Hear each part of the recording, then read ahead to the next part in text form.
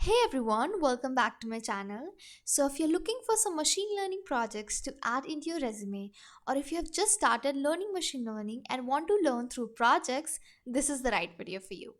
This is the fourth video of our playlist. So, if you wish to explore more in machine learning and NLP, I'll add the playlist link in the description box. Today's project is going to be about breast cancer classification model. We are using this Kaggle dataset and we have to predict whether the cancer is benign or malignant. So we have these features, we have ID number, we have diagnosis, we also have 10 real valid features of the cell nuclei. So we have the nucleus, radius of the nucleus, we have area, we have etc. Moving on to these data points, so as you can see, we have radius, mean, texture, mean, etc. There are a total of 32 columns. You can download the data CSV file from here that we'll be using in the Google Colab later on. We have this download option. I'll add the link of this website in the description box so that you can find it there. Let's go to Colab. So the first thing that we start while coding is to import the important libraries. So that will start with importing important libraries. So now let's start. So first thing that we'll import is import numpy as np, import pandas as pd. So numpy is used for numerical analysis and handling matrices and numbers. Pandas will be used for data manipulation, for data frames, etc. Next we have import matplotlib.pyplot as plt. So this will basically import the pyplot module from matplotlib, which will provide us a MATLAB like interface for creating plots. Next we have import matplotlib.gridspec. It will be used for more complex subplot layouts that we'll use later in the project.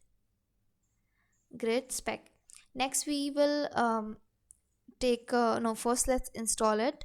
So pip install mpld3, and then we'll import this. So this is basically a Python library again for creating interactive D3JS based plot. So basically it's also used for visualization purposes as well. Next we'll be importing models from sklearn scikit-learn module. So first will be sklearn.model selection, importing train test split.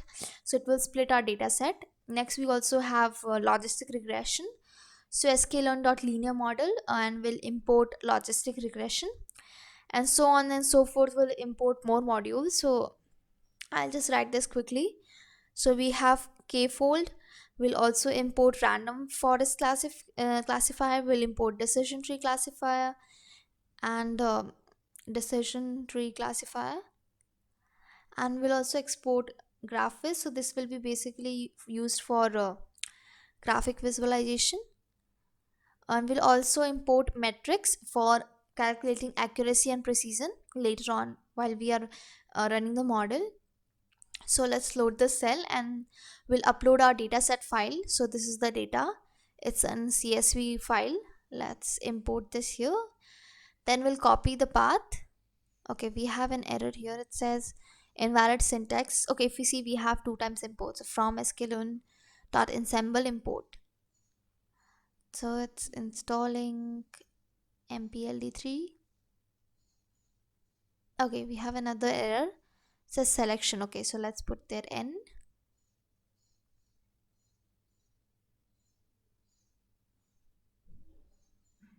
Cool.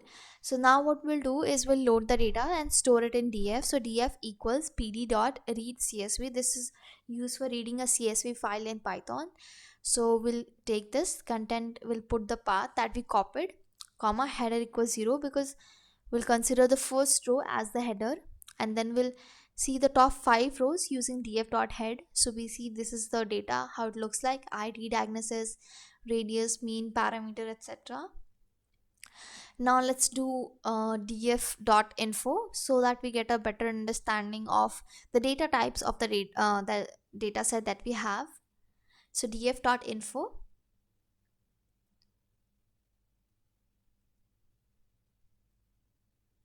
So we see that we have 5, 6, 9 rows of data in almost everywhere. Do we have any null? Okay, we have the 32-second column. It has 0 values, so the whole column is null value, so that we are going to drop. Also, we see that the id column does not contain much information for us, and it won't help us in predicting in the long run, so we are going to drop the id column first. So access equals 1, then we'll write in place equals true, so it will drop the id column. Same will do for the unnamed column, which is called unnamed 32. So we'll write df dot drop, column name is let's copy from here, unnamed 32, copy and paste. Again access equals 1 because we are dropping a column, and comma in place equals true.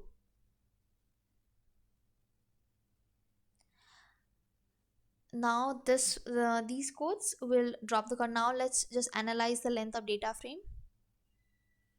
So we have 5 6 10, cool. It's basically giving us the number of rows of data set. Now we'll write df dot diagnosis dot unique, so it will give how much unique data types are present in diagnosis, what are the diagnosis or the target, basically the target classes. So let's run this. So we realize that we have only two, M and B, for benign and malignant. Next, moving on, what we'll do is we'll map M to 1 and B to 0. So basically we are converting it into a number form. So df diagnosis equals df diagnosis. We're going to use dot map function. So dot map bracket. Now what we'll do is we'll map, so M will correspond to 1 and B will correspond to 0.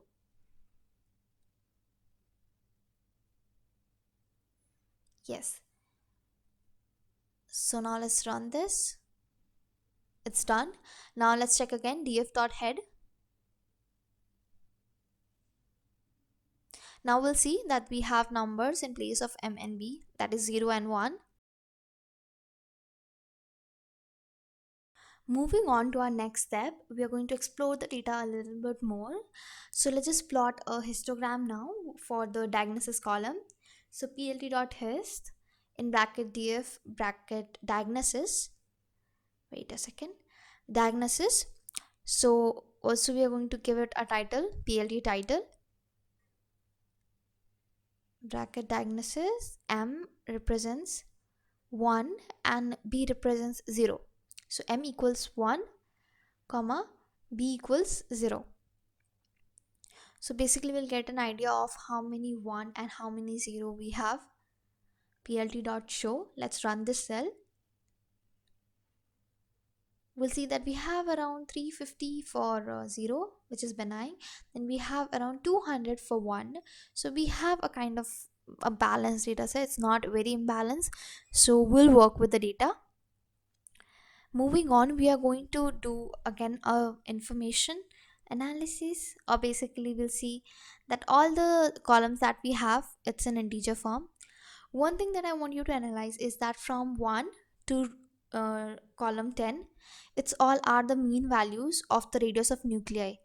So we are going to break the dataset into two fragments. Number one, we are going to do create a variable features mean. It will store the list of the columns from 1 to 10. So we'll create a list and we'll include df dot columns from 1 to 10, which will write 11 because it will not include 10.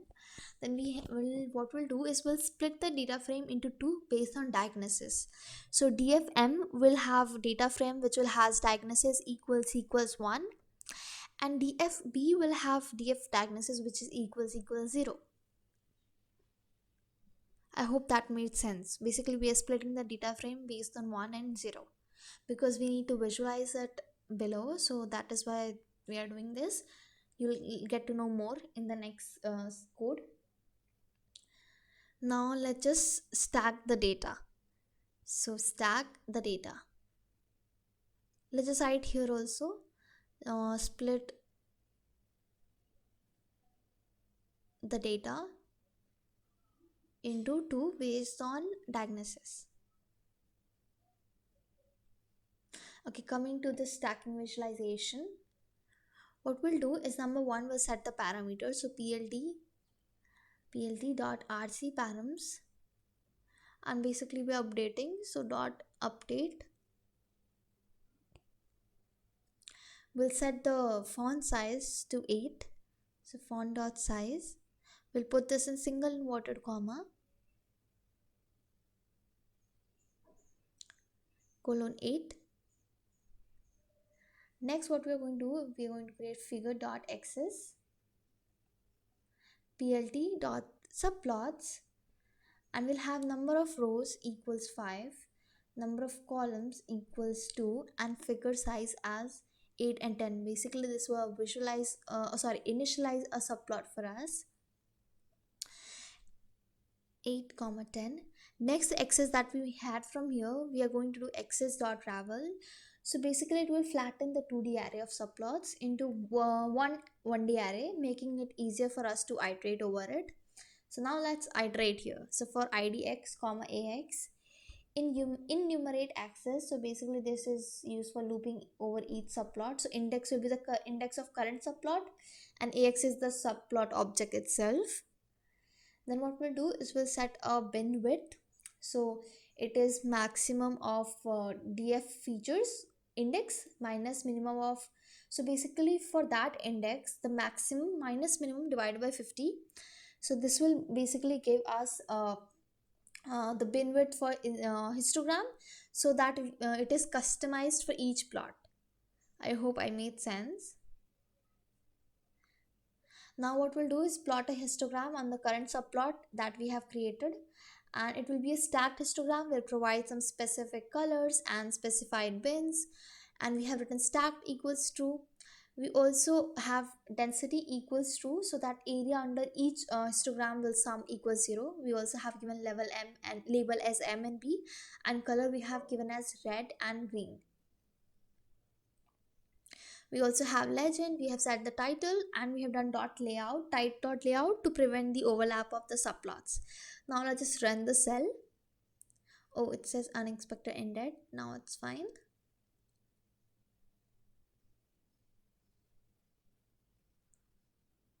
Okay, so this is the visualization. If you look through it closely, I can see the mean values of cell radius, perimeter, area, compactness, and concavity.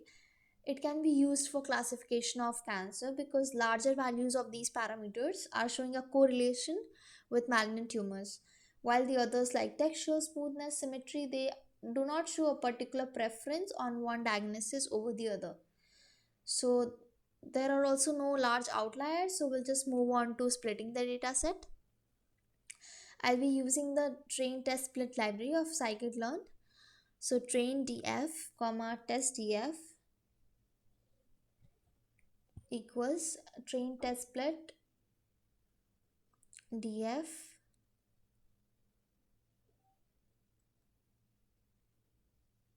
comma test size equals 0.3. So we are going to give a test size of 30%. So it's a basically 70 to ratio 30 split. Also, since the data set is not ordered, it's in random, so we don't need to do the shuffling. Moving on, we are going to move on to model classification. So herein we are going to build a classification model and evaluate its performance using the training set. So first what we'll do is we'll create a function. So this function is going to help simplify our method later on. So I'll show you how it's going to simplify our process. So what we'll do, we'll pass a model, we'll pass the data to it, we'll pass predictor, which is actually the number of columns that we want as features, and outcome are the target cell, or you can say Y column. So what we'll do, the model that we'll get, we'll do model.fit, and for the X we'll do data and predictor. So basically the columns in the predictors will be used as data set for training purpose, and data outcome is again Y column for the training purpose.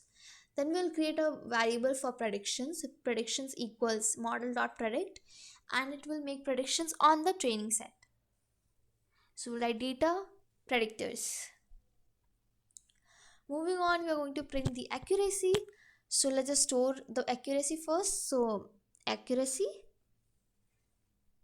equals metrics dot accuracy score.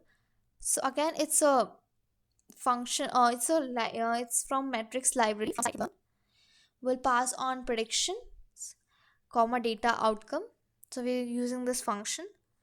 It will calculate the accuracy for us. We have to just print it. I'll be printing it to up to 3 decimal points. So I'll write accuracy percent s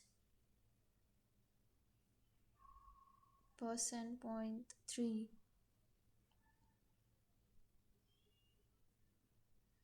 dot format.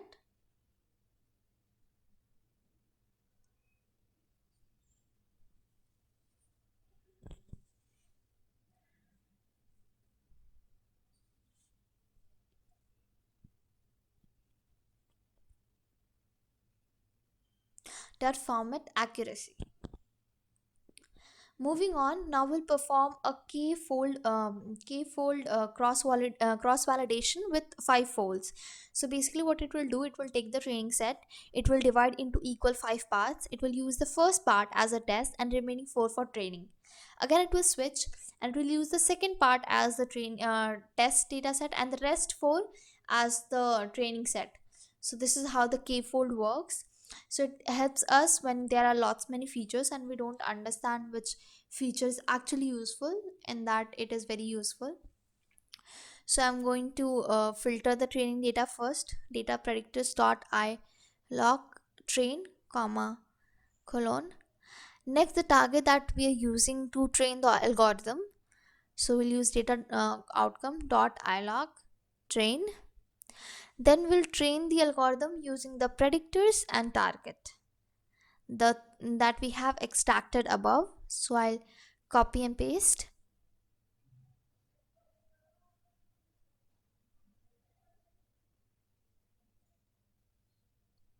Then we'll record the error from each cross validation run. So error.append model.score data predictors. Then we'll use .ilog test comma all the columns. So basically for all the rows which has test we'll be using that for the test, and all that which has for train. So basically .ilog, if you don't understand, is going to take the indices of all the rows which are for the training set. Now we'll print the cross validation score. Again, this will be for 3 decimal places.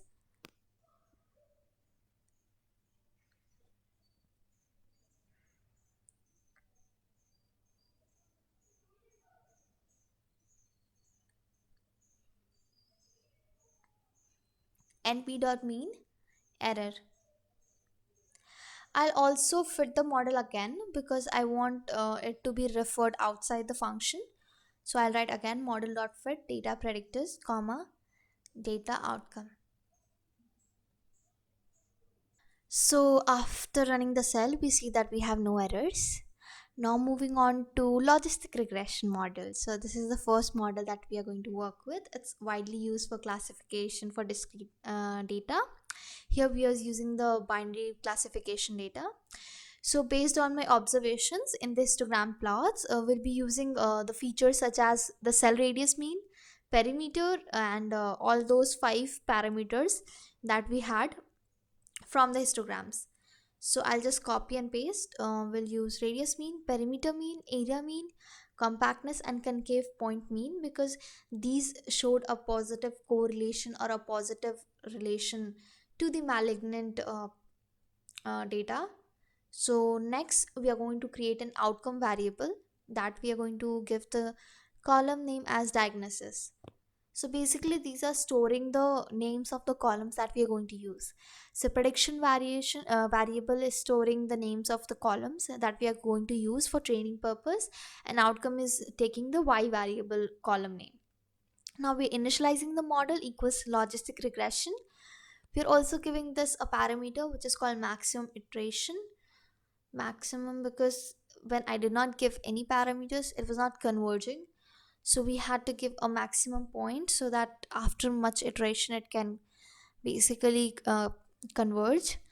Moving on, now let's pass all these 3 into our classification models. We'll pass model, We'll pass our train df, which is our training data set, and we'll pass the column name for predictions, which is prediction variable var, and we'll also pass the outcome variable outcome underscore var. Now let's just run the cell. Oh, we have an error. Okay, here should be var instead of car. Now we see, oh, we have another error. It says exception. Okay, let's just run the program all. I don't know where we are getting an error. Let me just run all.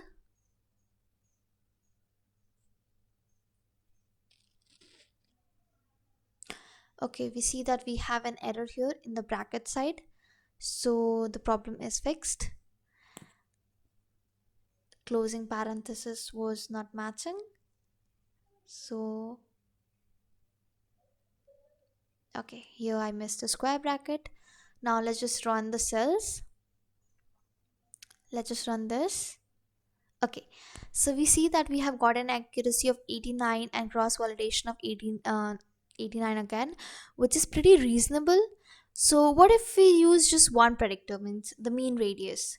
So let's just see. So I'm removing the rest of the features and running the cell again. So this is giving us a pretty similar accuracy and cross validation score. The predictions are good but not that great. So can we do better with another model? So let's just try decision tree model. So I'll be copy pasting this from the logistic regression. I'll change the classifier name to decision tree classifier.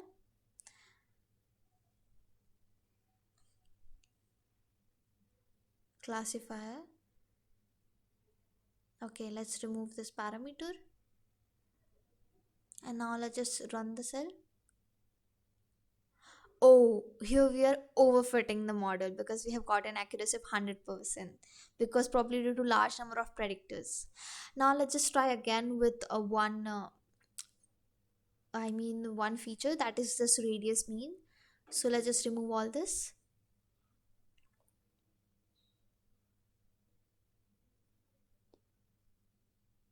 So the accuracy is very much, means it's better here, but does it depend on the predictor? Okay, so let's just try random forest. Let's just copy this, paste, type here random forest classifier.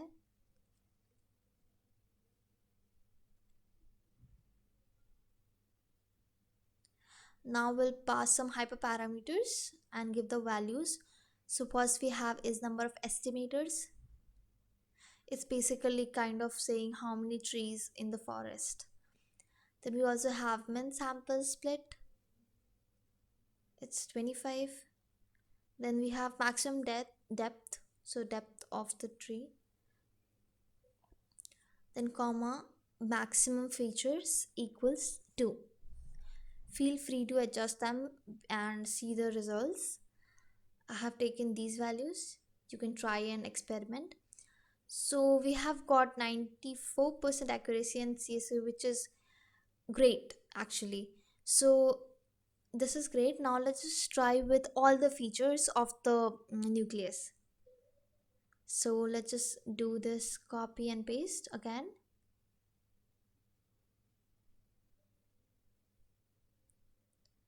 I'll remove all this. I'll write here features mean. So this will include all the features of the nucleus.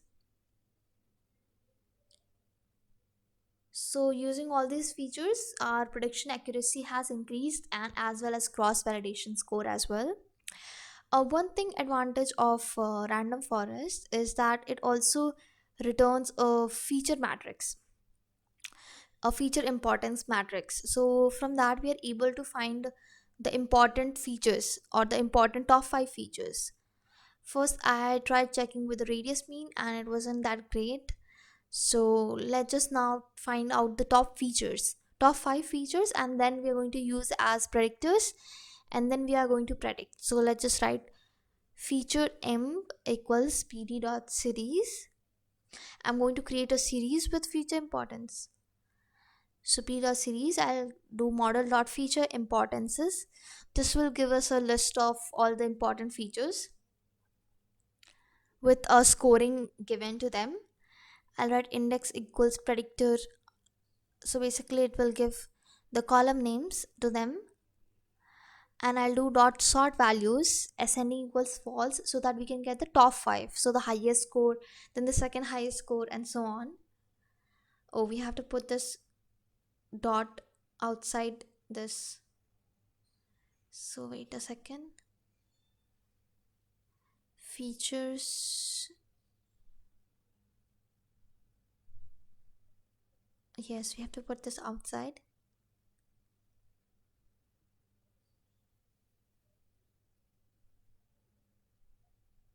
Better. Why are we getting just radius mean? Wait a second. Okay, we have the latest model we used was just for the radius mean. We had taken in predictive var just one variable. So first we need to go back, and yes, we'll run this cell again, then come back.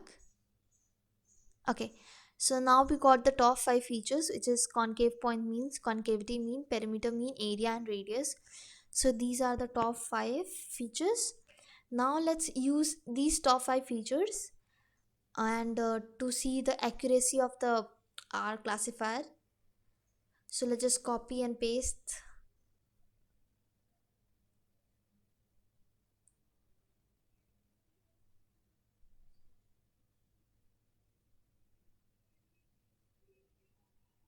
So now we see that we have got an accuracy of 94% and cross validation score of 92, which is great. So as we see that we got these on training data set, now I'll use it on the test data set as well. So let's just put this. I can just copy and paste from above. So I'm be using all the features of the nucleus, and let me just copy from here, paste. Also I'll be using test df in place of train df. Yes, now let's just run. So we got an accuracy which is greater than 95%, which is way too good for test data. So we see that random forest is performing better than the previous two classifiers. It also gave us the top 5 features that can be used for predicting. Feel free to tweak the data and tweak the model further so that we get a better understanding, and we can get better results as well for the accuracy as well as cross validation score. So this is up to you guys. I hope you found this video informative. If you did, please make sure to let me know in that comment section below. Please like, share, and subscribe, and I'll see you guys in my next video.